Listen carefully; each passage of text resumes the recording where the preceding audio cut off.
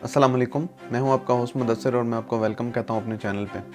अक्सर लोग मुझसे ये क्वेश्चन करते हैं कि ऑस्ट्रिया में परमानेंट रेजिडेंस या पीआर लेने का क्या तरीका है। तो मैंने कहा मैं एक वीडियो बनाता हूं और इसमें आपको ना प्रॉपर तरीके से एक्सप्लेन करके बताता हूं पूरा मेथड ए टू जी और उसमें आपको इंशाल्लाह सारी चीज़ें क्लियर हो जाएंगी। सबसे पहली शर्त ये है कि आपने यहाँ पे 5 साल गुजारे हों, यानी 5 साल गुजारने से मुराद ये है कि जब आप लीगली ऑस्ट्रिया में एंटर हुए हैं, एज अ स्टूडेंट एंटर हुए हैं या आप as a job holder enter हुए हैं, तो आपको यहाँ पे 5 साल हो जाएं। इन 5 साल को कैलकुलेट किस तरह से किया जाता है वो मैं इंशाल्लाह आपको वीडियो के एंड में बताऊंगा, लेकिन उससे पहले मैं आपको बताता हूँ बाकी रिक्वायरमेंट्स का। तो बाकी रिक्वायरमेंट्स में सबसे पहले ये है कि आपको B1 लेवल की जर्मन आनी चाहिए। B1 लेवल का मतलब क्या हुआ कि जैसे इंग्लिश लेवल आपका आइल्स का लेवल होता है 6 या 5.5 या 6 बैंड्स जितने आइल्स में होते हैं, इतने लेवल की आपको जर्मन आनी चाहिए और ये आपने बाकायदा एक सर्टिफिकेट के थ्रू प्रूव करनी है कि मुझे वाकई ही इतनी जर्मन लैंग्वेज जो है वो आती है।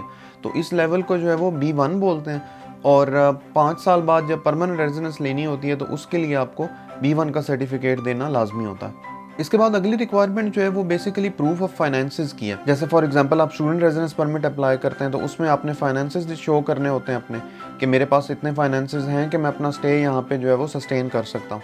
इसी तरह परमानेंट रेजिडेंस अप्लाई करने के लिए भी आपको अपने फाइनेंसेस का प्रूफ दिखाना ज़रूरी है। फॉर एग्जांपल अगर आप जॉब पे हैं तो आपने लास्ट 3 मंथ्स की जो है वो सैलरी स्लिप्स दिखानी है। नेक्स्ट रिक्वायरमेंट जैसे जनरल रिक्वायरमेंट्स होती हैं रेजिडेंस परमिट की, वो उसी तरह से हैं। फॉर एग्जांपल आपके पास प्रूफ ऑफ इंश्योरेंस हो कि आपके पास ऑस्ट्रिया में इंश्योरेंस है। इसी तरह आपके पास घर का कॉन्ट्रैक्ट हो कि आप ऑस्ट्रिया के रेजिडेंट हैं और आपके पास यहाँ पे एक प्रॉपर यानी कि घर वगैरह भी है या अपार्टमेंट है, जो भी आप उसको कह लें। परमानेंट रेजिडेंस बेसिकली जो है ना वो 5 साल के लिए मिलती है, यानी अगर आप इसको यूं कहें कि 5 साल के बाद आपने वो कार्ड रिन्यू करवाना है परमानेंट रेजिडेंस का, लेकिन आपको 5 साल के बाद सैलरी स्लिप्स दिखाने की ज़रूरत नहीं है।